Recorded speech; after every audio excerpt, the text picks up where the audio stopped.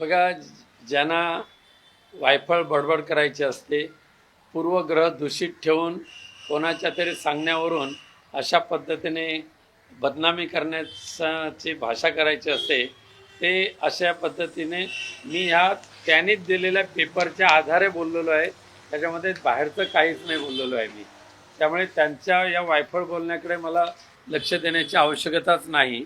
त्यांची स्वतःची जी तक्रार आहे त्याच तक्रारीमध्ये त्यांनी लिहिलेलं आहे की ह्या प्रत्येक वेळेला मला भीती वाटत असल्यामुळे मी नेहमी माझे आई वडिलांना सोबत घेऊन ठेवत होते. आता जर प्रत्येक वेळेला आई वडील होते आणि आई वडील तर सज्ञान आहेत, मुलगीसुद्धा सज्ञान आहे, तर त्यांना एकदा असा गैरप्रकार झाला असं जर निदर्शनास आलं तर ताबडतोब त्यांनी पोलीस स्टेशनची धाव का नाही घेतली, हा विषय तर येतोच. दुसरं म्हणजे इथे त्यांनी स्पष्ट लिहिलेलं आहे त्यात त्यांच्या तक्रारीमध्ये, मी 29 डिसेंबर 2023 रोजी स्वतःहून माहेरी गेलेली आहे. जाताना मला डॉक्टरनी सांगितलं म्हणून माझं स्त्रीधन जे आहे त्या सहित घेऊन गेलेले आहे. म्हणजे जाताना जो 10 ते 12 बॅगा भरतील एवढे ते कपडे आणि बाकीचं स्त्रीधन. आता स्त्रीधनसुद्धा नेमकं किती गेलेलं आहे, किती नेलं आहे, हे हिंमत असेल तर तुम्ही जाहीर करा.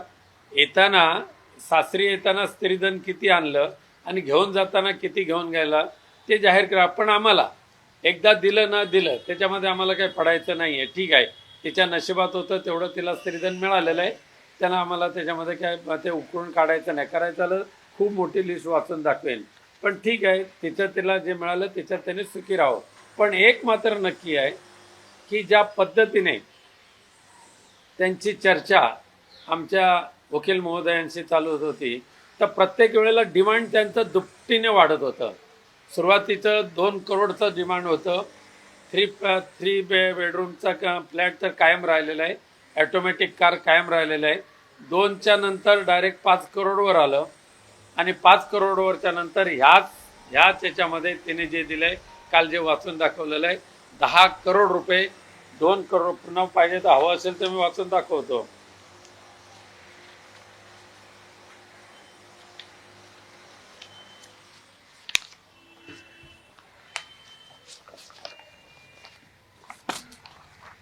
टोटल 12,50,00,000 एवढी डिमांड जी त्यांची वाढलेली आहे.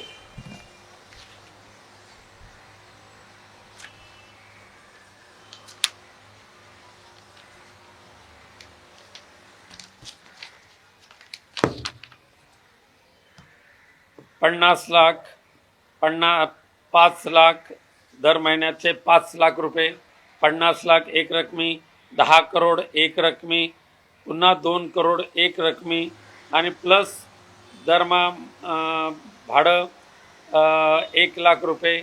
त्याशिवाय 3 बेडरूमचा जो घर आहे तो घर पूर्णपणे मिळालं पाहिजे. त्याचं EMI जे आहे ते मी भरणार नाही, ते तुम्हीच भरलं पाहिजे.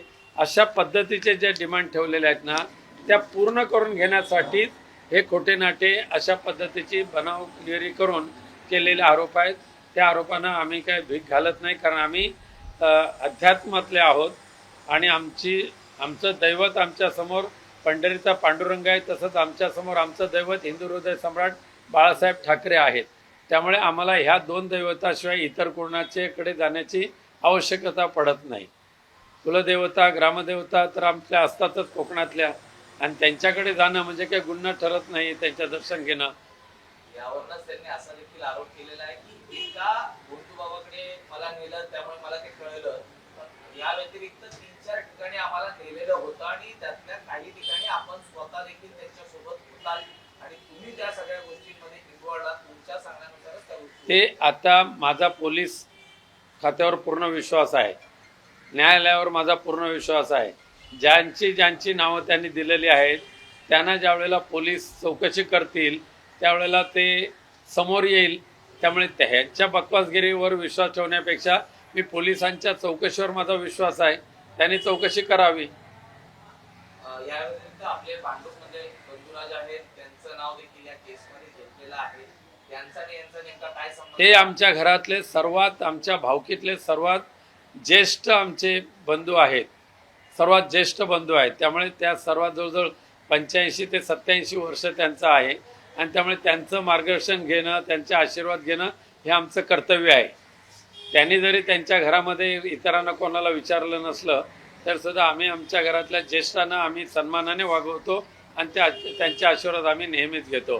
ज्या पद्धतीने कोर्टात इतर आरोपींबद्दल देखील ज्यावेळी सुनावणी सुरू होती तर आपण एबीए अटकपूर्व याच्यासाठी आपण जाणार आहात का कोर्टामध्ये? वकिलांच्या सांगण्यानुसार आम्ही पुढचं करू, पण न्यायदेवतेने ज्या ज्या वेळेला बोलवेल त्या वेळेला आम्ही न्यायदेवतेसमोर नम्रपणे हजर राहणार आहोत. एक शेवटचा प्रश्न असा आहे की आपण खरं तर आपली पार्श्वभूमी राजकीय आहे, आपण राजकारणात सक्रिय असता आणि या राजकारणातल्याच हेतूतून यांच्या थ्रू आपल्यावरती हे आरोप होत आहेत किंवा हे षडयंत्र रचलं जात आहे असं आपल्याला वाटतं? खरं म्हणजे मी आजच्या मीटिंगला आजच्या आपल्या समोर तो काही पुरावा उघड करत नाही, पण यामध्ये जे षडयंत्र रचलं जातंय त्याचा सूत्रधार कोणत्या पक्षाशी रिलेटेड आहे ते मी काही दिवसानंतर पुन्हा एकदा सांगेन तुम्हाला. अंजली दमानी पण साधारण गेल्या महिन्यातच आमचं असलेलं संरक्षण हे पूर्णपणे काढून टाकलेलं आहे. मागणी आम्ही केली, त्या मागणीला सुद्धा त्यांनी नकार दिलेला आहे.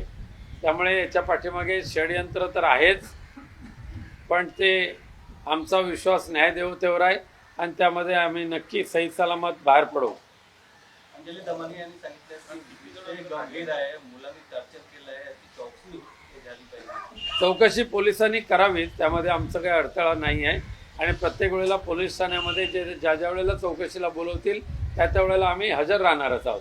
प्रवीण दरेकर यांनी आरोप केले आहेत की हा तर घराचं एक प्रकरण आहे, याच्या पुढे अनेक प्रकरण समोर येणार आहेत. किती येतील ते येतील,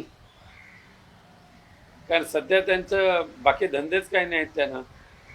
शिवसेनेतून शिवसेनेचे जे नेते आणि मंत्री आहेत संजय शिरसाट ते आता म्हणतात की जादूटोणा करण्यात किती माहेर आहात ते आता समोर आले. शिरसाटांच्या बकवासगिरीला मला उत्तर देण्याची गरज नाही.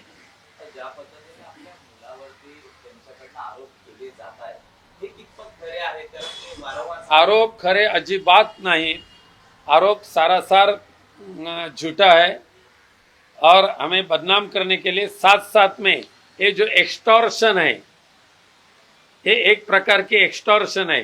12.5 करोड़ वसूल करने के लिए ये ब्लैकमेल किया जा रहा है.